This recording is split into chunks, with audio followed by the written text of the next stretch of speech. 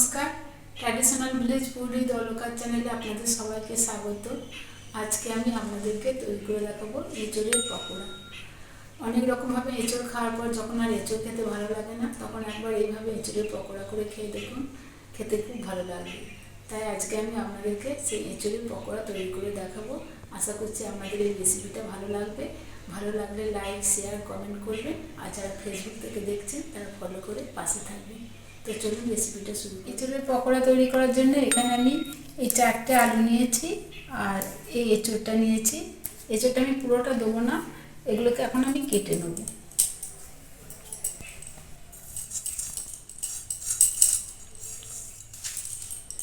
ছোট ছোট করে কেটে নেবো, কারণ আলুটা তো আমি সিদ্ধ করবো। এভাবে ছোট ছোট করে কেটে নেব।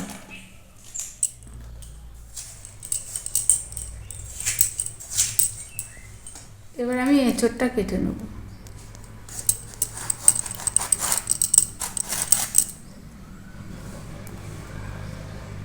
কচি আছে, অল্প একটু বীজ হয়েছে।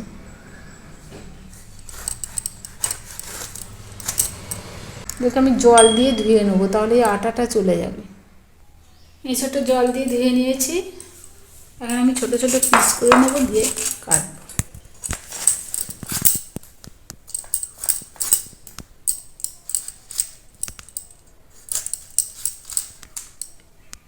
এখানে বাটিতে জল নিয়েছি, জলে হাত ডুবে ডুবে ধোবো, তাহলে হাতে আটা লাগবে না।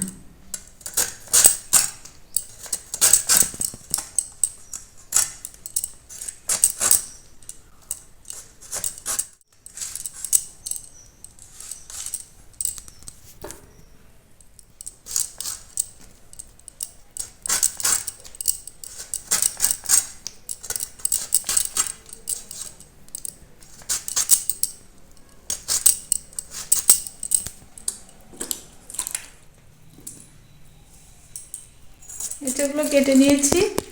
এখন এঁচোড় আলু আমি সিদ্ধ করে নিই। এঁচোড় আর আলু আমি সিদ্ধ করে নিয়েছি। এখন আমি আলুটাকে মেখে নেবো। দিয়ে দিচ্ছি একটু নুন, একটু লঙ্কা গুঁড়ো দিয়ে দিচ্ছি, একটু আদা বাটা দিচ্ছি। আলুটা আমি চটকে মেখে নিচ্ছি।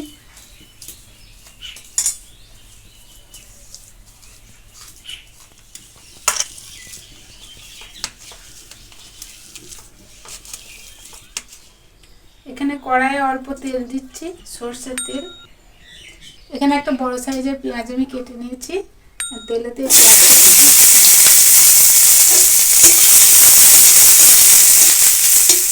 দিয়ে দিচ্ছি একটু রসুন।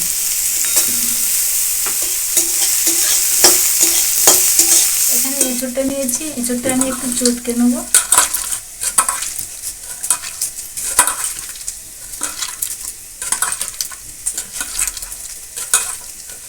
পেঁয়াজটাও ভাজা ভাজা হয়ে গেছে, এতে আমি চটকানো এঁচোড়টা দিয়ে দেবো।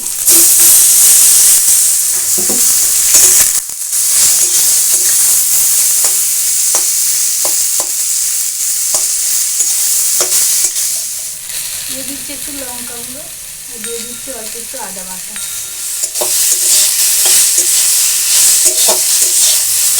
দিয়ে দিচ্ছি একটু নুন, দিয়েছি চিনি, 1 চামচ চিনি।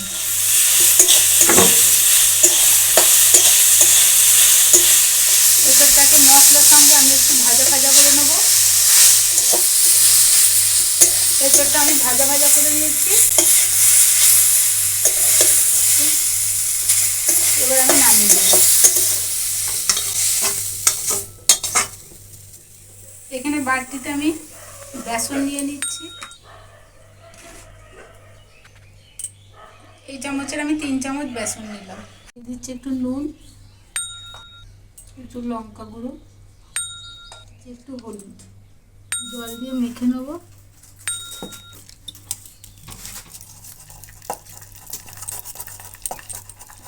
ভালো করে ফেটিয়ে নেবো। ফেটিয়ে নিয়েছি। এখন এতে আমি আর অল্প একটু জল দেবো।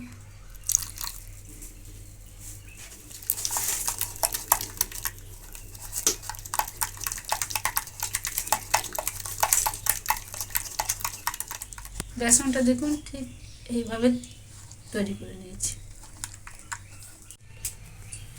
এখান থেকে আমি কিছুটা আলু মাখা নিয়ে এগুলো গোল করে বাটির মতো করে নেব। এর ভেতরে আমি এঁচোড়ের পুর দিয়ে দেবো।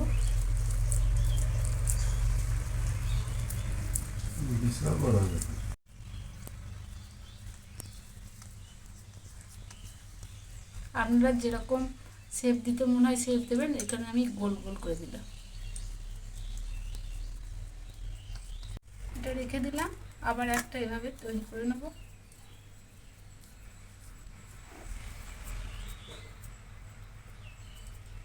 এঁচোড়ের পুর দিয়ে দেবো।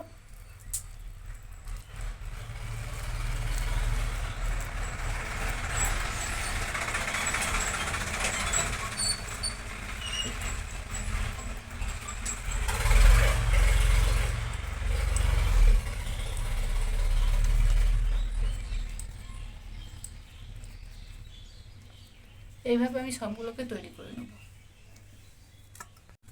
4টে তৈরি করে নিয়েছি। এখন এই 4টে আমি ভেজে নিচ্ছি। এই বেসনগুলোয় ডুবিয়ে নিয়ে আমি তেলে দিয়ে দেবো।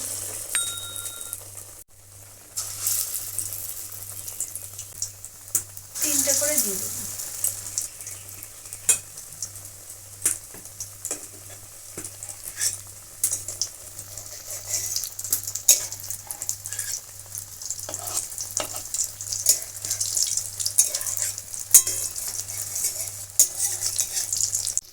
উল্টে দিচ্ছি।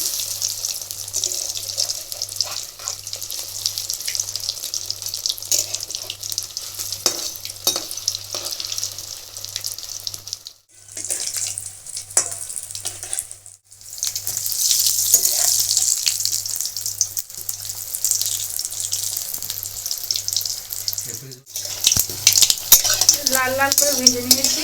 এখন এগুলো আমি তুলে দিচ্ছি।